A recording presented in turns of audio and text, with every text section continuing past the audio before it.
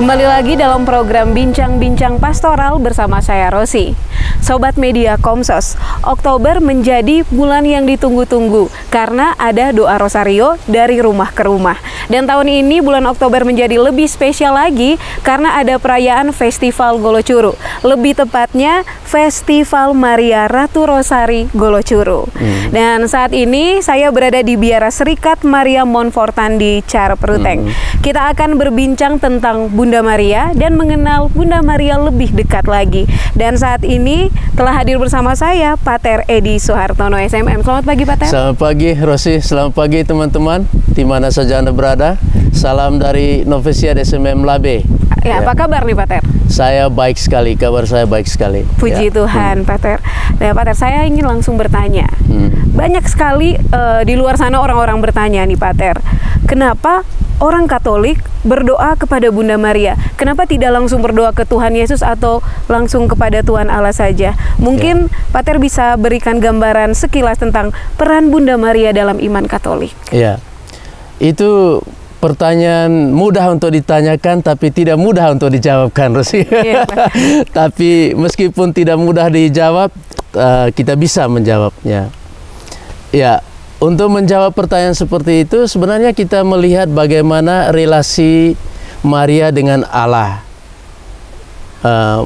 Allah memilih Maria, atau Allah itu ingin melakukan karya keselamatannya itu justru dengan melibatkan manusia. Siapa manusia di sini?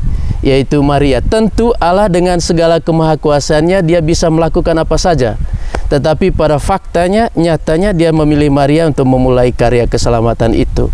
Sehingga kita melalui Maria, Yesus berubah menjadi manusia seperti kita dan mengerjakan karya keselamatannya bagi kita.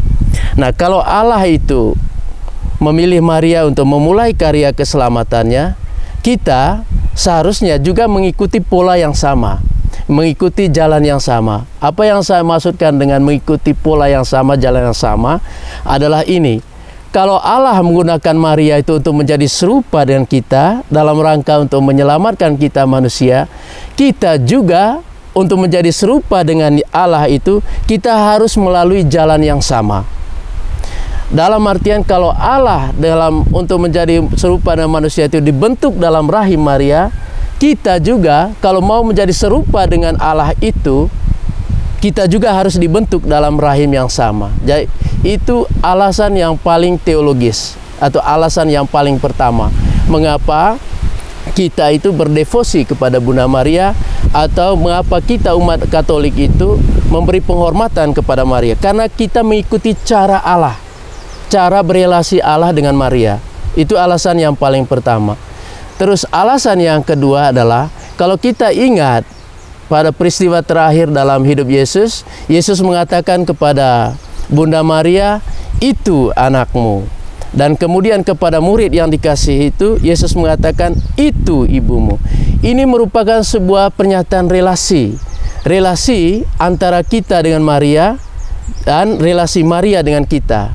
Apa yang saya maksudkan di sini adalah ini, bahwa Maria itu dalam pandangan Yesus anaknya, itu tidak hanya menjadi ibu dari sang putra itu, tapi dia juga harus menjadi ibu bagi semua kita. Kalau Maria menunjukkan cinta yang sama kepada putranya, Maria juga harus menunjukkan cinta yang sama kepada saudara-saudara dari putranya. Kalau Yesus sang putra memberi penghormatan kepada Maria ibunya, mengapa kita yang disebut sebagai putra-putri Allah atau saudara-saudara Yesus ini tidak memberikan penghormatan yang sama kepada bundanya? Jadi apa yang kita lakukan pada Bunda Maria itu merupakan wujud konkret atau bukti konkret kita mengikuti apa yang dikatakan oleh Yesus tatkala sebelum dia menghembuskan nafas terakhir. Ini alasan pertama, alasan teologis. Yang kedua ini alasan kristologis. Ya. Jadi seperti itu ya Pater. Jadi itulah mengapa kita berdoa kepada Bunda Maria. Ya. Nah Pater, ini bulan Oktober, tetapi masih banyak yang bingung nih menyebutkan ini bulan Maria atau bulan Rosario. Saya ingin tanya kepada Pater, sebenarnya Oktober ini bulan apa dan mengapa bulan Maria atau ada bulan Rosario? Kenapa penyebutannya beda nih Pater? Itu itu memiliki sejarah yang panjang. Singkatnya begini, yang Paus yang mengatakan bahwa bulan Oktober itu didedikasikan kepada bulan sebagai bulan Rosario itu adalah Paus Leo ke-13. Itu dikatakan dalam ensikliknya yang berjudul Rosario. Itu jawaban singkatnya. Nah, pertanyaannya, mengapa Paus ini menetapkan bulan Oktober itu didedikasikan kepada Bunda Maria atau disebut sebagai bulan Rosario? Itu ada hubungannya dengan peristiwa sejarah yang dialami oleh gereja. Peristiwa sejarah itu apa? Itu peristiwa sejarah yang kita sebut dalam sejarah gereja itu Perang Lepanto. Ya, Perang Lepanto itu terjadi pada tanggal 7 Oktober 1571. Pertanyaannya, apa yang terjadi dengan perang itu atau Perang Lepanto itu? Pada saat itu tentara Muslim yang disebut dengan Armada Ottoman itu hendak menguasai Eropa, atau dalam bahasa sederhananya itu ingin mengislamkan Eropa. Kalau ditanya kenapa mereka punya kemauan untuk menguasai Eropa seperti itu, nah paling kurang ada dua alasan, atau paling kurang ada satu alasan lah. Alasan yang paling pertama itu karena mereka melihat bahwa dalam situasi gereja waktu itu sangat lemah. Ya, situasi internal gereja waktu itu sangat lemah. Apa situasi internal gereja yang sangat lemah? Itu karena terjadi yang disebut dengan reformasi Martin Luther. Jadi reformasi Martin Luther itu menimbulkan apa? Kebangkitan kebencian terhadap gereja Katolik, terhadap Paus secara khusus, dan terhadap doktrin gereja secara umum. Nah, situasi ini menimbulkan perpecahan dalam internal gereja. Nah, Kerajaan Ottoman atau Armada Ottoman atau kerajaan Muslim melihat ini peluang ini untuk menguasai Eropa. Nah, maka mereka berencana untuk menguasai Eropa dengan tujuan yang paling pertama itu adalah Roma. Semacam Roma itu semacam mahkotanya. Jadi kalau mahkota sudah didapat, mereka dengan mudah untuk menguasai seluruh Eropa. Nah, situasi internal yang seperti ini itu bisa dibuktikan mengapa dikatakan lemah. Itu pertama, waktu tentara Muslim itu hendak menguasai Eropa, itu orang-orang Protestan, pengikut Martin Luther itu mengatakan lebih baik Turki ketimbang Paus. Artinya lebih baik pro-Muslim daripada pro-Paus. Nah, ini kan situasi yang menggoncangkan internal gereja nih. Kemudian situasi itu semakin diperparah lagi dengan sikap dari negara Prancis, karena mereka memiliki hubungan dagang dengan Turki, sehingga mereka mengatakan kami tidak mau ikut berperang melawan kerajaan Ottoman, kerajaan Turki atau armada Muslim begitu. Jadi ini situasi internal gereja yang sangat, dan tentara Armada Ottoman Turki atau orang-orang Muslim itu mencari kesempatan ini untuk menguasai Eropa. Nah, lalu Paus yang berkuasa waktu itu, Paus Pius kelima itu membaca situasi ini, dan dia mengatakan ini bukan hanya soal perang, ini perang spiritual, atau dalam bahasa dia itu clash of creeds. Jadi perang apa? Ada perang spiritual lah, perang rohani, perang iman antara Muslim dengan Kristen. Karena itu apa yang dilakukan oleh Paus, dia mengatakan kita harus membentuk sebuah liga yang disebut dengan Lega Sancta, artinya itu Liga Suci. Nah, untuk mewujudkan Liga Suci ini, Paus Pius kelima itu meminta bantuan dari Pangeran Philip II, Pangeran Spanyol. Dan Pangeran Philip II hanya mengatakan Spanyol bisa mengalahkan Muslim. Dia mengatakan begitu. Dan terjadilah kerjasama antara Vatikan dengan Spanyol waktu itu. Jadi dua negara ini saja yang berjuang untuk melawan invasi dari Armada Ottoman ini yang hendak menguasai Eropa. Lalu Paus ini menunjuk seorang muda yang masih berumur muda, umur 24 tahun, namanya itu Don Juan dari Austria, untuk memimpin memimpin pertempuran ini. Dan dia dibantu oleh empat orang kawannya. Dan pertempuran itu pertempuran itu terjadi pada tanggal 7 Oktober 1571. Jadi Muslim di bawah pimpinan Ali Pasha, yang Kristen di bawah pimpinan Don Juan. Nah, karena perang ini menurut Don Juan dan juga menurut Paus perang spiritual, maka mereka menetapkan persyaratan. Ya, persyaratan itu yang pertama itu adalah mereka harus berdoa rosario. Itu. Terus yang kedua itu mereka tidak boleh mengeluarkan kata-kata kasar atau kata-kata kotor. Nah, dan pada saat yang sama Paus meminta seluruh umat Kristen khususnya di Eropa untuk berdoa rosario, mohon perlindungan Bunda Maria untuk memenangkan pertempuran ini. Dan pada hari H itu 7 Oktober 1571 itu armada Katolik menang. Jadi bendera bulan sabit itu dikalahkan oleh bendera yang bergambar Yesus dan Bunda Maria. Ya, itu. Oke, jadi itu perjalanan panjangnya sehingga ditetapkan bulan Oktober sebagai bulan Rosario. Lalu Paus Pius kelima menetapkan tanggal 7 Oktober itu sebagai hari Maria Ratu Rosario ya. Oke, ya, sehubungan dengan ini juga ya Pater. Kita lanjut ke pertanyaan berikutnya. Nah, Festival Golocuru kan dilaksanakan bulan Oktober mulai tanggal 4 sampai dengan tanggal 7 Oktober sebagai puncak dari perayaan festival ini. Dan tanggal 7 itu seperti yang Pater katakan dikenal sebagai perayaan Pesta Maria Ratu Rosari. Ini perayaan apa sebenarnya? Ya, sebenarnya dari konteks sejarah tadi itu, karena pada tanggal 7 Oktober itu adalah tanggal di mana Liga Suci yang dipimpin oleh Don Juan itu menang. atas tentara Muslim yang dipimpin oleh Ali Pasha. Ya, untuk mengenang peristiwa itu maka ditetapkanlah tanggal 7 Oktober. Tetapi namanya waktu itu bukan Maria Ratu Rosari yang diberikan oleh Paus Pius kelima. Namanya itu adalah Our Lady of Victory, karena waktu itu Maria itu dianggap yang membantu kita untuk memenangkan pertempuran itu. Our Lady of Victory. Nah, dari mana Ratu Rosario tanggal 7 itu? Itu diberikan oleh Santo Gregorius, Paus Gregorius ke-13 yang menggantikan nama Our Lady of Victory menjadi Our Lady of Rosario yang kita pakai sampai sekarang, Maria Ratu Rosari. Dan dia menetapkan, Paus ini menetapkan bahwa perayaannya bukan tanggal 7 tapi pada hari Minggu pertama dalam bulan Oktober. Itu. Lalu Paus Pius ke-9, Paus Pius ke-10 mengembalikannya kepada tanggal 7. Dan itu pada tahun 1913. Jadi perayaan Paus Gregorius ke-13 mengubahnya ke hari Minggu pertama bulan Oktober. Kemudian dikembalikan lagi oleh Paus Pius ke-10 ke tanggal 7 Oktober tahun 1913. Kemudian yang menetapkan setiap tanggal 7 Oktober sebagai peringatan Maria Ratu Rosari itu adalah Paus Paulus yang ke-6. Nah, jadi begitu sejarah panjangnya. Oke, Pater, ini yang terakhir nih, Pater. Buah-buah rohani apa nih yang bisa dipetik dari penyelenggaraan festival khususnya pada perayaan Maria Ratu Rosari tahun ini, Pater? Ya, kalau saya lihat ya, karena ini kan bulan Oktober, tanggal 7 Oktober ya.